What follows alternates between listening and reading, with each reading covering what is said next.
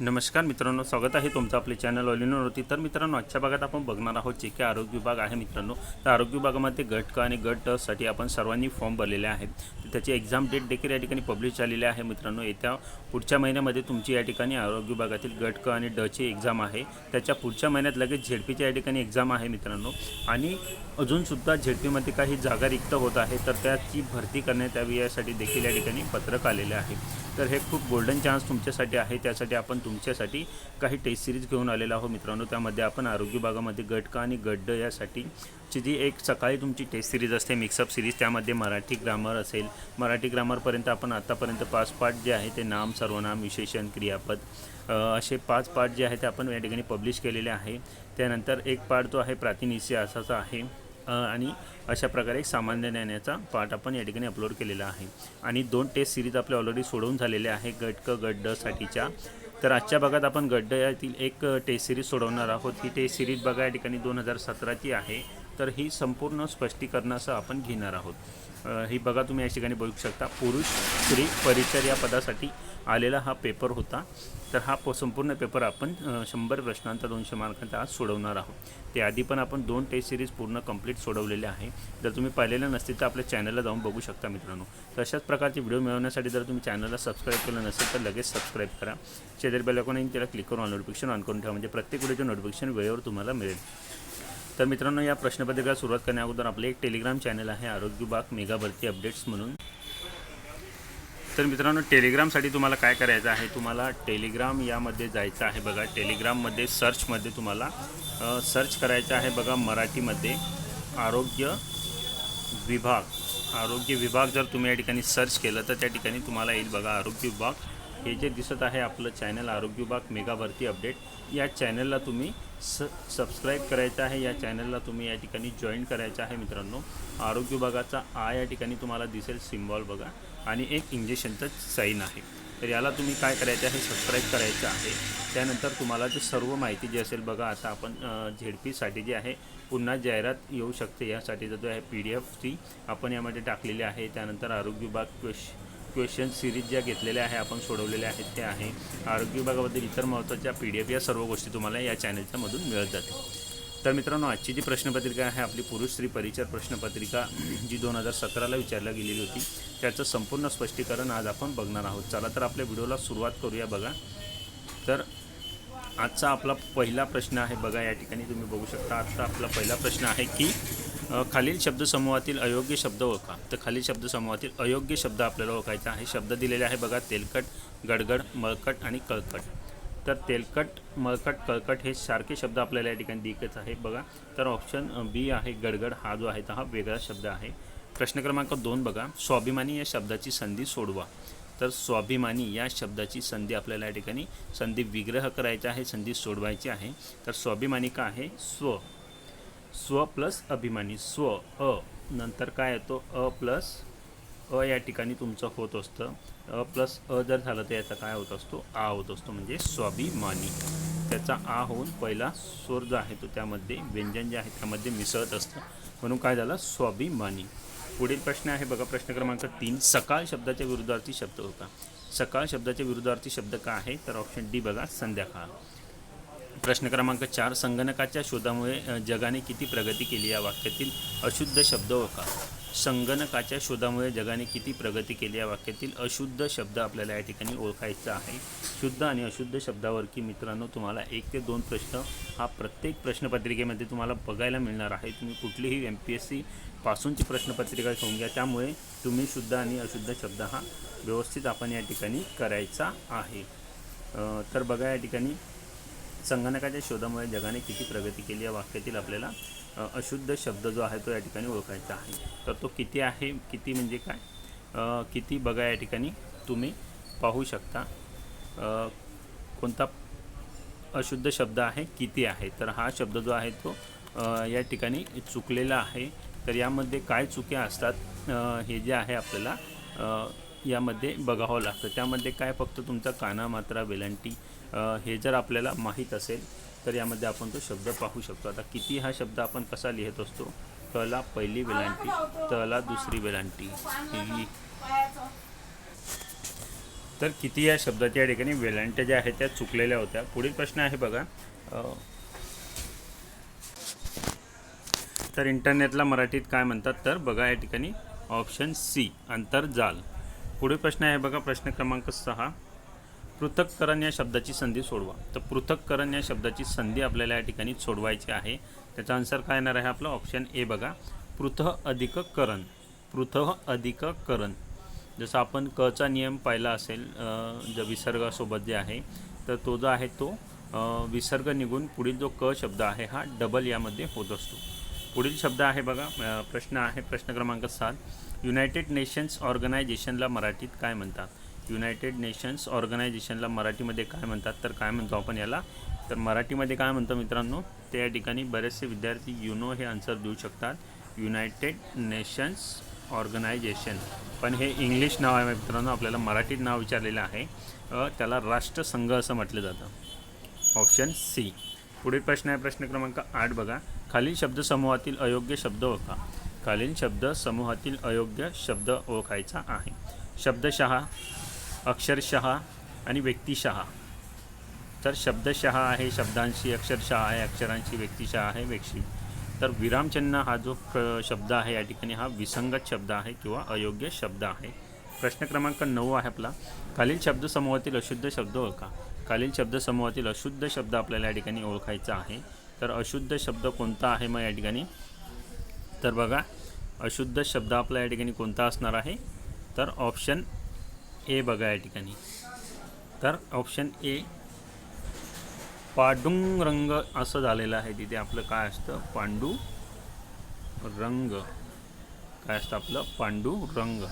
पुढील प्रश्न आहे बघा, प्रश्न क्रमांक 10, सुनीताला अंतराळ प्रवासात कोणता अपूर्व योग पाहायला मिळाला? तर सुनीताला अंतराळ प्रवासात कोणता अपूर्व योग पाहायला मिळालेला आहे? तर एकाच दिवशी बघा तिने 16 सूर्योदय व 16 सूर्यास्त पाहिले आहे. 16 सूर्योदय व 16 सूर्यास्त. पुढील प्रश्न आहे प्रश्न क्रमांक 11, एकच मार्ग आहे ज्याचा तो. तर या शब्दाचा समास आपल्याला ओळखायचा आहे. एकच मार्ग आहे ज्याचा तो, या शब्दाचा समास कोणता येणार आहे मग? तर या शब्दाचा समास कोणता येईल? ऑप्शन या ठिकाणी बघा ए, बहुव्रीही समाज. बहुव्रीही समाजामध्ये काय असतं? नीळकंठ, निळा आहे कंठ ज्याचा तो, म्हणजे कोण? मग तो आला तो शंकर. आता नीळकंठ हे जे नाव आहे आणि याची फोड केल्यानंतर जरी तिसऱ्या व्यक्तीचा जर त्यामध्ये बोध होत असेल तर त्याला आपण काय म्हणतो? वक्रतुंड. वक्र आहे तुंड ज्याचा तो, कोण? श्री गणेश. व त्या समासामध्ये येत असतं बहुव्रीही समाज. प्रश्न क्रमांक 12 बघा, निही प्लस उद्योग या शब्दाची संधी कशी कराल? निही प्लस उद्योग या शब्दाची संधी आपल्याला कशी कराल आपण? तर बघा ऑप्शन बी, निरुद्योग. पुढील प्रश्न आहे आपला प्रश्न क्रमांक 13, शाहू महाराजांची कोल्हापूरला मिळालेली अनमोल देणगी कोणती? तर शाहू महाराजांची कोल्हापूरला मिळालेली अनमोल देणगी कोणती आहे? तर ते आहे बघा ऑप्शन सी, राधानगरी धरण. पुढील प्रश्न आहे प्रश्न क्रमांक 14, श्रमदान करून रस्ता बांधण्यात सर्व गावकऱ्यांनी हातभार लावला. या वाक्यातील वाक्प्रचार ओळखा. तर श्रमदान करून रस्ता बांधण्यात सर्व गावकऱ्यांनी हातभार लावला या वाक्यातील वाक्यप्रचार कोणतं आहे? तर ते आहे बघा ऑप्शन डी, हातभार लावला. कोणता आहे? ऑप्शन डी, हातभार लावला. पुढील प्रश्न आहे बघा, शाहू महाराजांना समाजातल्या रंजल्या गांजल्याबद्दल टिंबटिंब होती. शाहू महाराजांना समाजातल्या रंजल्या गांजल्याबद्दल काय होती? तर कणव होती. Option A. प्रश्न क्रमांक 16, वाल्मिकी ऋषींनी लिहिलेले महाकाव्य कोणते? तर वाल्मिकी ऋषी यांनी लिहिलेले महाकाव्य आपल्याला या ठिकाणी विचारलेलं आहे. तर ते कोणतं आहे? Option C, Ramayana. प्रश्न क्रमांक 17, हत्ती चावणाऱ्याला काय म्हणतात? प्रश्न 17 आहे, हत्ती चालवणाऱ्याला काय म्हणतात? तर हत्ती चालवणाऱ्याला आपण काय म्हणत असतो बघा. 4 ऑप्शन आपल्याला दिलेले आहे. योग्य ऑप्शन आहे ऑप्शन बी, माहूत. पुढील प्रश्न आहे आपला प्रश्न क्रमांक 18, वस्त्रालंकार या शब्दाचा समास ओळखा. तर वस्त्रालंकार या शब्दाचा समास कोणता आहे आपल्याला ओळखायचा आहे. तर वस्त्रालंकार या शब्दाचा समास आहे बघा द्वंद्व समास. द्वंद्व समास म्हणजे द्वंद्व समाजामध्ये जे दोघं पदं असतात, पहिलं पद आणि दुसरं पद. जसं यामध्ये वस्त्र हे एक पद आहे आणि अलंकार म्हणजेच काय जे आभूषण आपण घालत असतो त्याला अलंकार आपण म्हणत असतो. तर वस्त्र आणि अलंकार हे दोघं शब्द महत्त्वाचे असल्यामुळे त्याला आपण द्वंद्व समास असं म्हणत असतो. पुढील प्रश्न आहे बघा प्रश्न क्रमांक 19, खालील शब्दापैकी अशुद्ध शब्द ओळखा. खालील शब्दापैकी अशुद्ध शब्द आपल्याला यामध्ये ओळखायचा आहे. तर खालील शब्दापैकी अशुद्ध शब्द कोणता असणार आहे मग?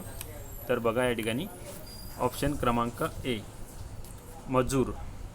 तर अशुद्ध शब्द आहे मजूर, कारण जला जो असतो या ठिकाणी दुसरा उकार जो आहे तो लागलेला असतो, मजूर या प्रकारे आपण लिहित असतो. तर जेव्हाही सिंगल शब्द आलेला असेल तर त्याला जे असतं, जसं मी असेल, मी या शब्दाला आपण जी पहिली वेलांटी असणार आहे ती दुसरी लिहिणार आहे. तर जसा लागून जर आलेला असेल तर त्याला आपण काय म्हणतो, मजूर. त्यामध्ये काही अपवाद देखील आहे.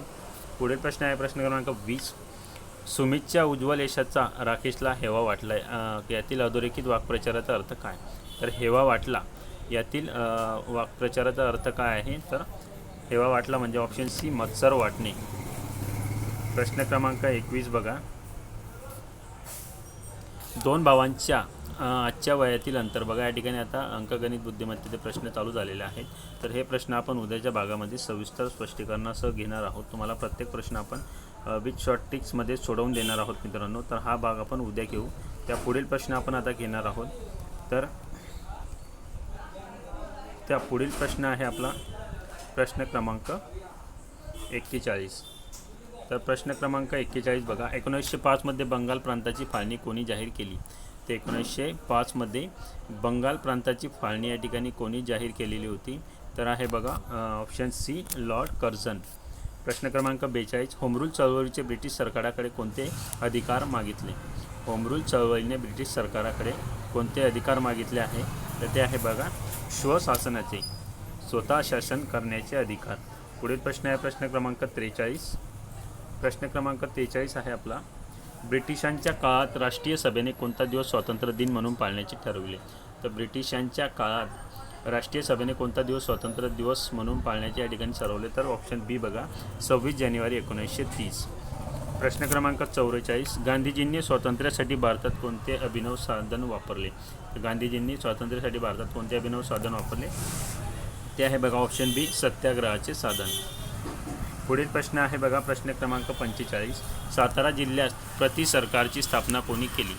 तर सातारा जिल्ह्यामध्ये जे आहे ते प्रति सरकारची स्थापना या ठिकाणी कोणी केलेली आहे? तर ऑप्शन डी बघा क्रांतिसिंह नाना पाटील. प्रश्न क्रमांक 46 आहे आपला. श्रीरंगपट्टणाच्या लढाईत कोण दारातीर्थ पडला? तर श्रीरंगपट्टणाच्या लढाईत कोण दारातीर्थ पडला? तर ऑप्शन सी टिपू सुलतान. प्रश्न क्रमांक 47 आहे. 1853 साली भारतात कोणत्या स्थानक दरम्यान पहिली आगगाडी धावली? 1853 साली भारतातील कोणत्या स्थानकांदरम्यान पहिली आगगाडी धावलेली आहे? तर ती कोणत्या? तर ऑप्शन बी बघा मुंबई ते ठाणे, मुंबई ठाणे या दरम्यान. प्रश्न क्रमांक 48. 1853 मध्ये कावसजी नानाभाई यांनी पहिली कापड गिरणी कुठे सुरू केली? तर पहिली कापड गिरणी जी आहे ती यांनी कुठे सुरू केलेली होती? तर ऑप्शन ए आहे मुंबई. प्रश्न क्रमांक 49. 1832 साली इंग्रजांनी कोणाला फाशी दिली? 1832 साली इंग्रजांनी या ठिकाणी कोणाला फाशी दिलेली होती? तर 1832 साली इंग्रजांनी कोणाला? ऑप्शन सी उमाजी नाईक यांना फाशी दिली. प्रश्न क्रमांक 50. समाजाचा रोष पत्करून टिंबटिंब या मुलींच्या शाळेत शिकवत असत. समाजाचा रोष पत्करून ऑप्शन बी सावित्रीबाई फुले या मुलींच्या शाळेत शिकवत असत. तर अक्षरशः ज्या वेळेस त्यांनी हा विडा उचललेला होता स्त्री शिक्षणाचा, त्यावेळेस त्यांच्या अंगावर मित्रांनो अक्षरशः शेण फेकलं जात होतं, तरी त्याला न घाबरता आपलं कार्य जे आहे ते अतिशय उत्तमपणे पार पाडत होते. पुढील प्रश्न आहे प्रश्न क्रमांक 51. वैयक्तिक सत्याग्रहाचे पहिले सत्याग्रही कोण होते? तर वैयक्तिक सत्याग्रहाचे पहिले सत्याग्रही कोण होते? तर ऑप्शन ए आहे विनोबा भावे. पुढील प्रश्न आहे आपला प्रश्न क्रमांक 52. प्रश्न क्रमांक 52 आहे बघा. छोडो भारत ठराव राष्ट्रीय सभेच्या कोणत्या अधिवेशनात प्रचंड बहुमतांनी मंजूर झाला? छोडो भारत ठराव हा राष्ट्रीय सभेच्या कोणत्या अधिवेशनात प्रचंड बहुमतांनी मंजूर झाला? तर कोणत्या? तर ऑप्शन सी बघा या ठिकाणी फैजपूर. पुढील प्रश्न आहे प्रश्न क्रमांक 53. युरोपात दुसरे महायुद्ध कोणत्या वर्षी सुरू झाले? तर युरोपामध्ये दुसरे महायुद्ध कोणत्या वर्षी सुरू झाले? तर बघा ऑप्शन डी 1939. प्रश्न क्रमांक 54. शिलावर्णाची खोली भूकवचापासून किती किलोमीटर आहे? शिलावर्णाची खोली भूकवचापासून किती किलोमीटर आहे? तर किती किलोमीटर आहे? ऑप्शन बी 100 किलोमीटर. प्रश्न क्रमांक 55. भूकवचाचा विस्तीर्ण भाग वर उचलला गेल्यामुळे कशाची निर्मिती झाली? तर भूकवचाचा विस्तीर्ण भाग वर उचलल्या गेल्यामुळे कशाची निर्मिती झाली? ऑप्शन ए खंडाची. पुढील प्रश्न आहे प्रश्न क्रमांक 56. पृथ्वीवर एकूण किती भूपट्ट आहेत? तर पृथ्वीवर एकूण किती? ऑप्शन सी 7 भूपट्ट आहेत. पुढील प्रश्न आहे प्रश्न क्रमांक 57. टिंबटिंब हा रूपांतरित खडक आहे. रिकाम्या जागी योग्य शब्द भरा. तर टिंबटिंब हा जो आहे हा रूपांतरित खडक आहे. तर रूपांतरित खडक कोणता आहे? ऑप्शन बी बघा, शिस्ट. प्रश्न क्रमांक 59. काश्मीर खोऱ्यात कोणत्या प्रकारची मृदा आढळते? तर काश्मीर खोऱ्यामध्ये जी आहे ती कोणत्या प्रकारची मृदा आढळते? तर कोणत्या प्रकारची मृदा आढळते? ऑप्शन डी बघा, पीठ. प्रश्न क्रमांक 59. सजीवांच्या जीवावर परिणाम करणाऱ्या भोवतालच्या बाह्य परिस्थितीला टिंबटिंब म्हणतात. सजीवांच्या जीवनावर परिणाम करणाऱ्या भोवतालच्या बाह्य परिस्थितीला आपण ऑप्शन ए पर्यावरण असं म्हणत असतो. पुढील प्रश्न आहे बघा प्रश्न क्रमांक 60. गोड्या पाण्यातील मासेमारीत कोणते राज्य भारतात अग्रेसर आहे? गोड्या पाण्यातील मासेमारीत भारतातील कोणते राज्य आहे हे या ठिकाणी अग्रेसर आहे? तर कोणते राज्य आहे अग्रेसर? तर ऑप्शन सी बघा या ठिकाणी पश्चिम बंगाल.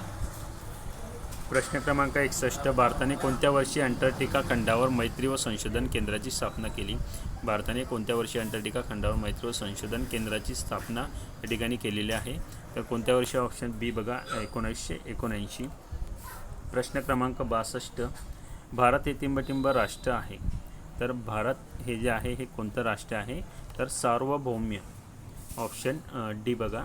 प्रश्न क्रमांक 63. अलिप्तवादी चळवळीचे नेतृत्व भारताने कोणाच्या मार्गदर्शनाखाली केले? तर अलिप्तवादी चळवळीचे नेतृत्व भारताने कोणाच्या मार्गदर्शनाखाली केले होते? तर ऑप्शन ए बघा, पंडित नेहरू. पुढील प्रश्न आहे प्रश्न क्रमांक 64. भारताच्या सुरक्षा व्यवस्थेचे सर्वोच्चपदी कोण असतात? भारताच्या सुरक्षा व्यवस्थेचे सर्वोच्चपदी आपले राष्ट्रपती असतात. ऑप्शन बी. प्रश्न क्रमांक 65. मानवी हक्काच्या जाहीरनाम्यात कोणत्या स्तरावरील शिक्षणाचा हक्क समाविष्ट करण्यात आला आहे? मानवी हक्काच्या जाहीरनाम्यात कोणत्या स्तरावरील शिक्षणाचा हक्क समाविष्ट करण्यात आलेला आहे? तर कोणत्या? ऑप्शन सी बघा या ठिकाणी प्राथमिक. प्रश्न क्रमांक